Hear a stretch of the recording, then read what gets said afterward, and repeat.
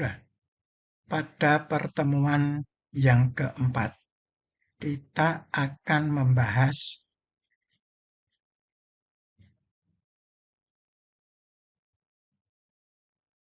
mengenai identitas nasional. Pengertian dari identitas nasional. Pada hakikatnya, manusia hidup tidak dapat memenuhi kebutuhannya sendiri. Manusia senantiasa membutuhkan orang lain. Pada akhirnya, manusia hidup secara berkelompok-kelompok. Menurut Aristoteles, seorang filsuf Yunani mengatakan, manusia adalah zoon politikon, yang artinya manusia adalah makhluk yang berkelompok. Baik bangsa maupun negara memiliki ciri khas yang membedakan bangsa atau negara tersebut dengan bangsa atau negara lain di dunia. Ciri khas sebuah bangsa merupakan identitas dari bangsa yang bersangkutan.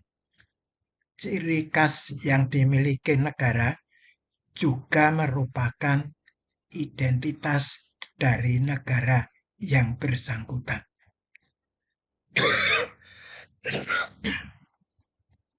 Identitas-identitas yang disepakati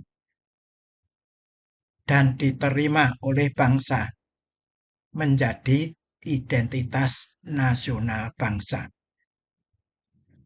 Identitas berarti ciri-ciri, tanda-tanda, atau jati diri yang dimiliki seorang kelompok atau masyarakat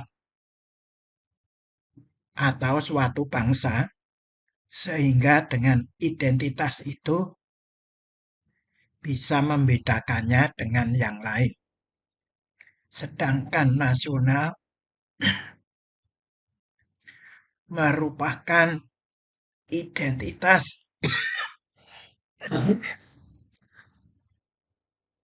yang melekat pada kelompok yang lebih besar, yang diikat oleh kesamaan-kesamaan, baik fisik maupun non-fisik, seperti keinginan, cita-cita, dan tujuan.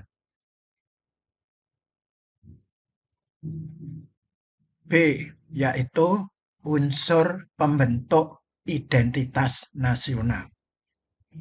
Unsur pembentuk identitas nasional Indonesia adalah ada wilayah geografis, suku bangsa, agama,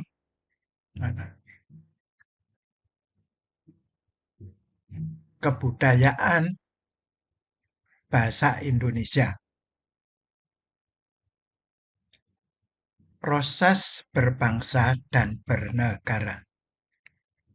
Proses bersatu dalam kelompok besar manusia, pelbagai suku bangsa dari berbagai pulau Nusantara yang kemudian diperbesar dengan keturunan asing, merupakan kodrat manusia dalam hidup bersama. Berkeinginan yang kuat untuk hidup bersama dan bersatu dalam satu kesatuan sekelompok manusia yang akhirnya menjadi bangsa besar yang menegara atau bangsa negara. Proses bersatu ini hasilnya adalah kesatuan besar bangsa Indonesia, terwujud nasionalisme Indonesia, disebabkan oleh beberapa faktor persamaan dan cita-cita sama dalam satu negara dengan pandangan hidup yang sama, yaitu Pancasila yang sekaligus sebagai dasar negara. Pancasila sebagai alat pemersatu dan kesatuan yang merupakan konsensus nasional pembentukan bangsa Indonesia.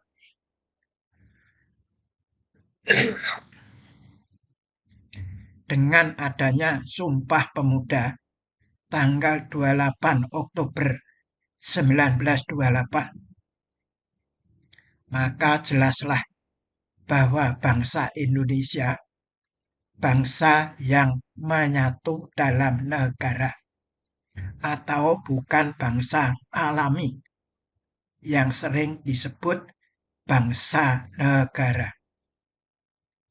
Bangsa negara yaitu sekelompok manusia yang mempunyai cita-cita hidup bersama dalam satu negara.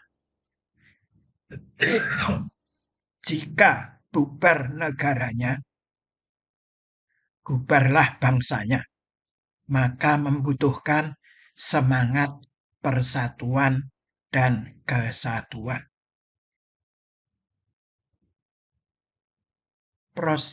Peristiwa proses berbangsa. Dalam sejarah terkandung kenangan masa lampau dalam hidup berbangsa, baik kenangan dalam kejayaan bersama kerajaan-kerajaan dan penderitaan bersama di bawah penjajahan asing. Keduanya merupakan pembentukan dalam bangsa yang akhirnya menjadi dasar pembentukan dalam bernegara. Dalam kejayaan ini dapat kita lihat kehidupan pada masa kejayaan Sriwijaya dan Majapahit. Proses bernegara. Dalam proses bernegara ada dua tonggak sejarah yang sangat penting, yaitu masa sidang BPUPKI dan masa sidang PPKI. Karena Jepang gagal memberikan kemerdekaan pada Indonesia, maka pada tanggal 17 Agustus 1945 Indonesia memproklamirkan sendiri kemerdekaannya tanpa Jepang maupun sekutu. Tanggal 18 Agustus 1945 dilakukan sidang PPKI ala Indonesia yang menghasilkan UUD 1945 yang di dalam UUD tersebut terdapat rumusan Pancasila sebagai pandangan hidup bangsa Indonesia. Hal ini merupakan realisasi tumpuan cita-cita dari amanat bangsa Indonesia untuk membentuk satu bangsa dan satu negara merdeka yang bersatu, berdaulat, adil dan makmur dalam alam perdamaian dunia. Karakteristik identitas nasional. Himpunan kelompok-kelompok yang membesar sebagai suku bangsa kemudian bersatu antar suku menjadi bangsa yang mempunyai sifat-sifat khas sesuai dengan perwatakan tertentu sebagai integrasi bangsa atau integrasi nasional. Integrasi nasional bagi bangsa Indonesia adalah kompleks dan multidimensional. Sebagai identitas nasional Indonesia merujuk satu bangsa yang majemuk Untuk mewujudkannya, diperlukan kebijaksanaan pemerintah dengan tidak membedakan suku, agama, kebudayaan, dan bahasa. Dengan melaksanakan isi pokok alinea kedua pembukaan UUD 1945, yaitu dalam menegakkan NKRI harus bersatu, berdaulat, adil, dan makmur. Integrasi nasional yang paling dominan adalah integrasi kebudayaan antar suku bangsa maupun integrasi kebudayaan dengan bangsa Indonesia keturunan asing. Integralistik kehidupan nasional.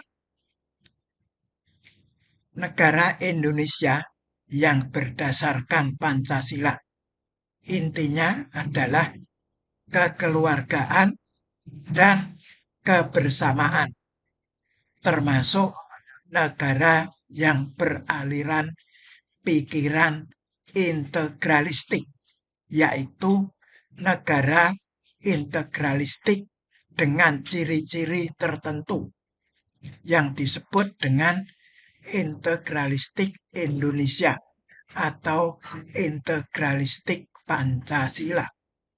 Dalam integralistik Indonesia yang berlandaskan Pancasila dan sebagai negara monodualis, negara merupakan organisasi masyarakat dalam hidup bersama dengan sistem kekeluargaan. Tidak ada dualisme individu dan negara. Individu merupakan bagian organik dari negara yang mempunyai kedudukan dan kewajiban tersendiri untuk turut menyelenggarakan kemuliaan negara. Dan negara bukan suatu badan kekuasaan atau raksasa politik yang berdiri di luar lingkungan suasana kemerdekaan seseorang. Cara pandang integralistik Indonesia ini akan mendasari dan mewarnai pada kehidupan berbangsa dan bernegara Indonesia. Nilai-nilai luhur yang diyakini kebenarannya dalam Pancasila yang mendasari integralistik Indonesia. Sehingga Pancasila merupakan aksioma atau kebenaran kehidupan bernegara dalam arti sebagai moral negara yang sekaligus juga merupakan moral dalam kehidupan nasional. Integralistik kehidupan nasional meliputi bidang Poleks Sosbud Hankam. Sudah. Sekian. Terima kasih.